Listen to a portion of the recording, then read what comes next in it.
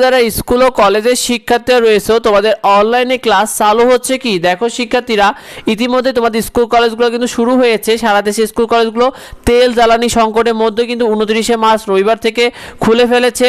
তেল জ্বালানি কম থাকা ইতিমধ্যে দেখা গেছে, তোমরা জেনেছো যে মধ্যপ্রাচ্যের প্রভাবে কিন্তু তেল ও জ্বালানি একটা বড় সংকট তৈরি হয়েছে।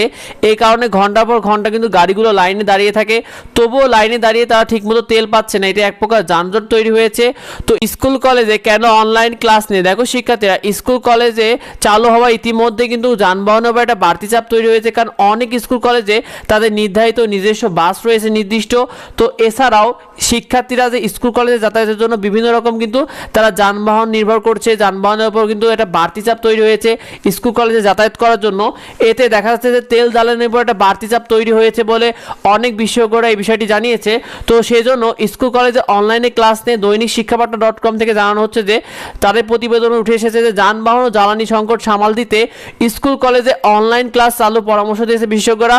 অর্থাৎ অনেক বিশেষজ্ঞরা বলছে যে জ্বালানি এবং যানজটের যে সংকটটা তৈরি হয়েছে, এই সংকটটা মোকাবেলা করার জন্য স্কুল কলেজে তারা অনলাইন ক্লাস চালু করার পরামর্শ দিচ্ছে। তো শিক্ষা মন্ত্রণালয়ের আগের সিদ্ধান্ত অনুযায়ী জ্বালানি ও বিদ্যুৎ সাশ্রয় কিন্তু 9 মার্চ থেকে কিন্তু হঠাৎ করেই ইংরেজি মিডিয়াম স্কুলগুলো এবং বিশ্ববিদ্যালয়গুলো কিন্তু ঈদের বন্ধের ঘোষণা দেওয়া হয়েছিল।